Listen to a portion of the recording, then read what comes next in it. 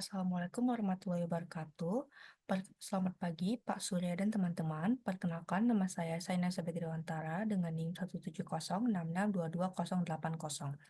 Pada kali ini, saya akan memaparkan tutorial menggunakan aplikasi eViews versi 13 dalam melakukan mulai dari work file, import data, analisis deskriptif, analisis korelasi, dan analisis regresi untuk memenuhi kuis mata kuliah analisis data multivariat.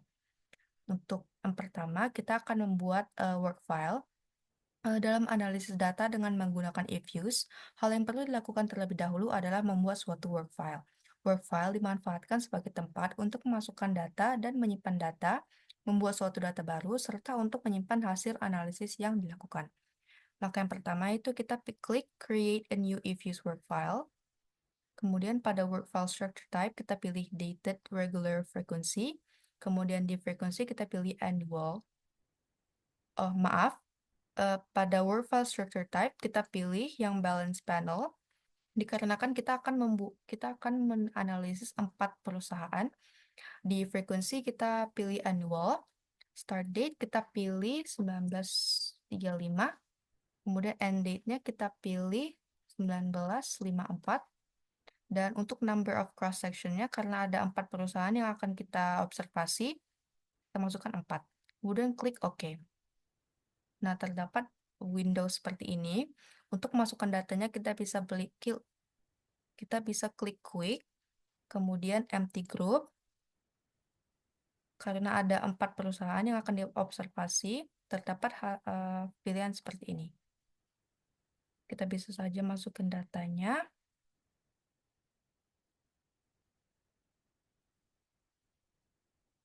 Seperti ini.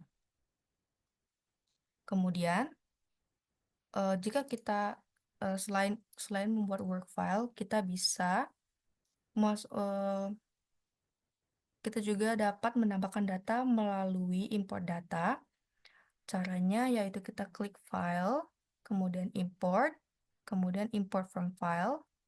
Kita pilih filenya, kemudian klik open, klik next, next. Kemudian kita klik finish.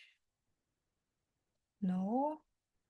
Karena kita sudah memasukkan data tadi, kita bisa klik cancel. Nah, untuk selanjutnya, kita akan melakukan analisis deskriptif.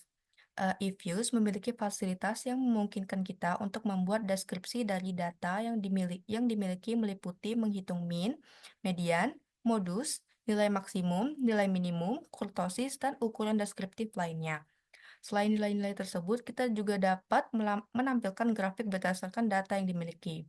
Caranya yaitu kita bisa klik quick, kemudian group statistics, kemudian descriptive statistics, kemudian kita pilih individual samples.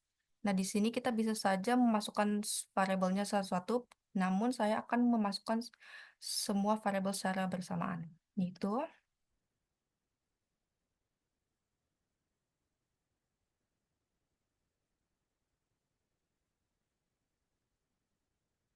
Kemudian kita klik OK. Nah, terdapat hasil seperti ini. Untuk memberi nama, kita bisa klik name dan beri nama deskriptif underscore data. Kemudian klik OK. Nah, untuk selanjutnya kita bisa membuat grafik, yaitu kita klik quick, kemudian graph, kemudian masukin semua variabelnya.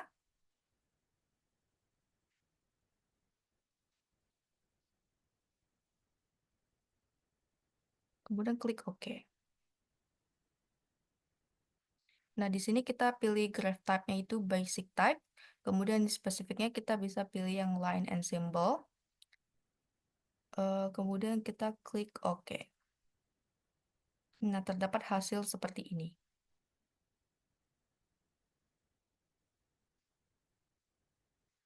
Kita bisa beri nama, yaitu graph underscore line.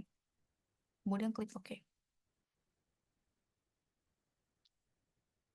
Nah, kita bisa saja untuk mengganti diagramnya menjadi diagram garis, yaitu kita maximize, kita pilih template, kemudian di graph type, kita pilih bar, kemudian kita klik OK.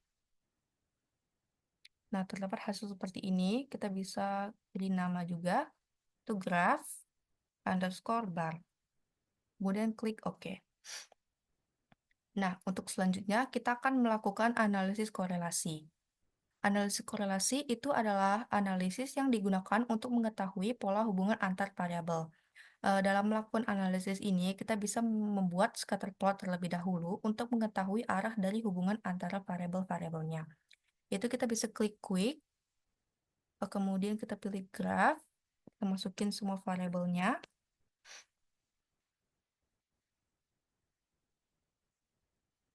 kemudian klik OK. Di sini kita pilih yang scatter, kemudian kita klik OK. Nah, terdapat hasil seperti ini. Baik untuk interpretasinya, di titik biru ini menunjukkan hubungan antara Y dan X1.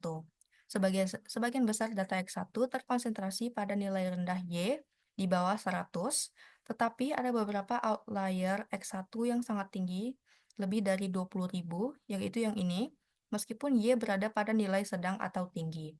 Nah, untuk titik oranye ini menunjukkan hubungan antara Y dan X2. Data X2 tampak terkonsentrasi pada nilai rendah hingga sedang, Y di bawah 100 hingga 400 tanpa pola yang jelas.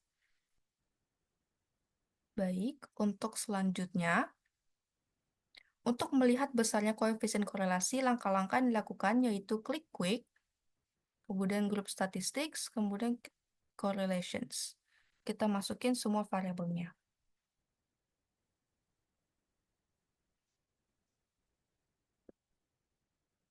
Kemudian klik OK. Nah, terdapat hasil seperti ini. Untuk korelasi antara Y dan X1, ya nilai korelasinya itu 0,582. Ini menunjukkan hubungan positif yang moderat antara Y dan X1. Artinya, ketika nilai X1 meningkat, nilai Y cenderung ikut meningkat dengan tingkat hubungan yang sedang. Untuk korelasi antara Y dan X2, nilai korelasinya itu 0,316. Hubungan antara Y dan X2 bersifat positif namun lemah, artinya ada sedikit kecenderungan bahwa peningkatan X2 diikuti oleh peningkatan Y, tetapi hubungannya tidak terlalu kuat. Untuk korelasi antara X1 dan X2, nilai korelasinya yaitu 0,3148, yang menunjukkan hubungannya juga positif tetapi lemah. Artinya, keduanya memiliki sedikit hubungan positif tetapi tidak signifikan. Baik, untuk selanjutnya kita akan melakukan analisis regresi. Analisis regresi digunakan sebagai alat untuk memperoleh suatu hubungan antara variabel. Caranya yaitu kita bisa klik quick, kemudian estimate equation, kita masukin variabel Y, kemudian C di sini yaitu konstanta dari model yang akan terbentuk, kemudian masukin variabel X-nya.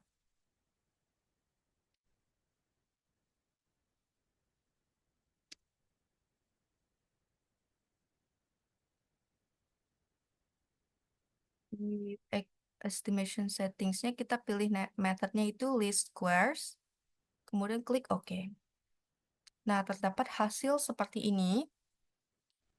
Untuk uji simultan itu, hasilnya di F-statistics yaitu 21,56868 dengan nilai probabilitas F-statistics-nya itu 0,00.